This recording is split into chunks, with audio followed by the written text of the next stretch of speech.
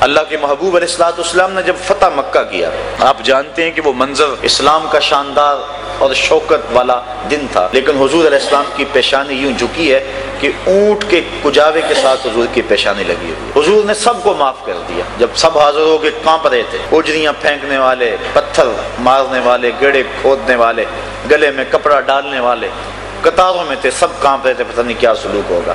تو زبان نبوت سے کیا جملے نکلے؟ اللہ اکبر، اذهبوا انتم الطلقاء لا تثریب علیکم اليوم، جاؤ چلے جاؤ، میں تمہیں کچھ نہیں کہتا، تم آزاد ہو۔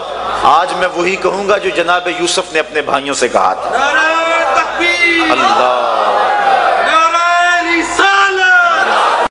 پھر فرمایا عثمان بن طلحہ کہاں ہے؟ عثمان بن طلحہ کعبہ کا کنجی بردار تھا، اس کو بلایا گیا۔ ایک دن حضور نے کہا تھا مجھے چابی دو، میرا جی چاہتا ہے کہ میں کعبۃ اللہ کو کھولوں، اندر جاؤں اور نوافل ادا کروں۔ تو اس نے کہا تھا میں آپ کو چابی نہیں دے سکتا۔ آج حضور جب فاتح بن کر آئے، فرمایا بلاؤ آج عثمان بن طلحہ کو، کانپتا ہے، فرمایا لاؤ چابی پیش کر دیں۔ تالا کھولا، نوافل ادا کیے، پھر تالا لگایا۔ اب صحابہ منتظر تھے، عثمان بن طلحہ کو تو چابی ملنی نہیں۔ ابو بکر رضی اللہ تعالیٰ عنہ کی آرزو تھی یہ مقدر میرا جاگے گا۔ عمر فاروق چولی پھیلائے کھڑے تھے، عثمان غنی کہہ رہے تھے کہ کاش کہ میرا ستارہ اوج پہ پہنچ جائے۔ علی المرتضیٰ کو بھی ناز تھا، سارے منتظر تھے، لیکن حضور فرمایا این عثمان بن طلحہ، عثمان بن طلحہ کہاں ہے؟ وہ کانپتا ہوا ایک سمت کھڑا تھا، فرمایا یہ لو چابی، تو نے تو نہیں دی تھی، میں عطا کر رہا ہوں۔ اور فرمایا عثمان بن طلحہ قیامت تک تیرے سے یہ چابی کو چھین نہیں سکے گا، اور آج بھی وہ چابی عثمان بن طلحہ کی اولاد کے پاس ہے۔ تو پھر اس نے کہا یہ خلق، اللہ اکبر، تیری تک کے ادامانی میں مرید ہو گئے۔ تو وہ حضور کا غلام بن گیا، اور اس کی نسلوں میں آج تک وہ چابی موجود ہے جنہوں نے حضور کی توہین کی ہوئی تھی۔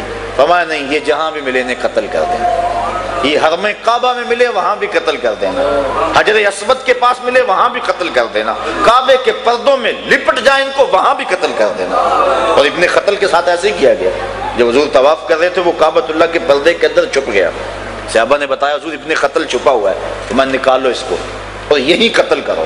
مقام ابراہیم اور چاہے زمزم کے درمیان جو جگہ ہے وہاں ابن قتل کو قتل کیا گیا۔ ذرا غور کیجئے، اللہ کی مسجد سے باہر لے جاتے، اس کا گندا خون یہاں نہ بہتا، لیکن کہا یہی قتل کرو، دنیا والے دیکھ بھی لے اور قیامت تک ضابطہ بھی بن جائے کہ رسول کے دشمن کو اور رسول کے گستاخ کو چند سانسیں جینے کی مہلت بھی نہ دی جائے، جہاں ملے اس کو وہاں قتل کر دو۔ اب ابن قتل ہو گیا، دہائی مچ گئی، باقی بھاگ گئے۔ یہ جو کعب بن زہیر تھا یہ طائف کی سمجھ چلا گیا، اس کا بھائی غلام تھا، اس نے کسی ذریعے سے پیغام بھیجا کہ آرڈر تو بڑے سخت ہیں، لیکن تو کسی طرح حضور کی چوکھٹ پہ خود چل کے آ جا، تو معافی تو مانگ کے دیکھ، وہ تو رحمت للعالمین ہے، اور اگر تو چاہے کہ میں یوں چھپتا پھروں گا، کب تک چھپے گا؟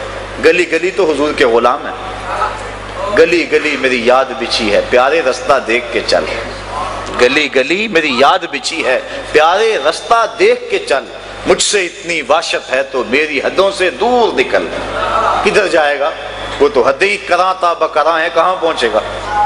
رات کا اندھیرا تھا، صحن حرم میں حضور بیٹھے تھے، یہ کعب بن زہیر چھپتا چھپاتا ایک کونے میں آ کے بیٹھ گیا، عرض کی حضور نقاب اڑا ہوا ہے، کہ حضور اگر ہم کعب بن زہیر کو ڈھونڈ لائیں اور وہ معافی مانگ لے تو آپ معاف کر دیں گے؟ آقا مسکرا دیے، فرمایا کعب تو آ جو گیا ہے، جا میں نے معاف کر دیا۔